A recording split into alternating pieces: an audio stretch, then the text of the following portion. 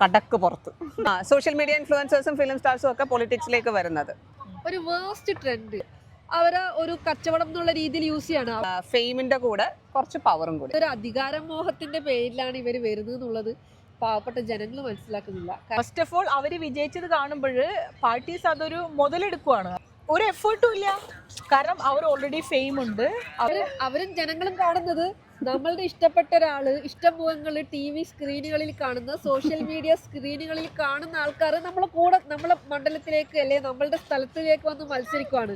നേതാക്കളെ സൃഷ്ടിക്കുന്നില്ലെങ്കിൽ സിസ്റ്റം ഡെമോക്രസിയാണ്. വേറൊരു ട്രെൻഡും കൂടിയുണ്ട്. വലിയ പദവികളിൽ ഉണ്ടായിരുന്നവര് റിട്ടയർമെന്റ് ആവുമ്പോഴേക്കും ഏതെങ്കിലും പാർട്ടിയിൽ കയറി പ്രവർത്തിക്കുന്നതും പാർട്ടിയിൽ ജോയിൻ ചെയ്ത് പ്രവർത്തിക്കുന്നതും നല്ലത്. പക്ഷേ റിട്ടയർമെന്റ് ആവുന്നതിനോട് കൂടെ തന്നെ അവരപ്പം തന്നെ വന്ന് നമ്മളുടെ പഞ്ചായത്ത് ഇലക്ഷനിൽ മത്സരിച്ച് ജയിച്ച് അതിന്റെ പേരിൽ പിന്നെ അവിടെ പ്രശ്നങ്ങളായി, വാക്കുതർക്കങ്ങളായി. അവരെ മുമ്പിൽ വരുന്നവരെ എല്ലാം ക്രിമിനൽ മൈൻഡ് സെറ്റോട് കൂടിയിട്ട് കാണുക.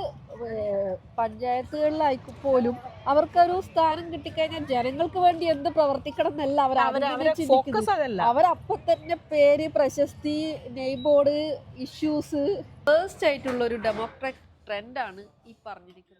Is going to work in India? No. Why? The elections are very important? No. Elections are important provided they produce really good men.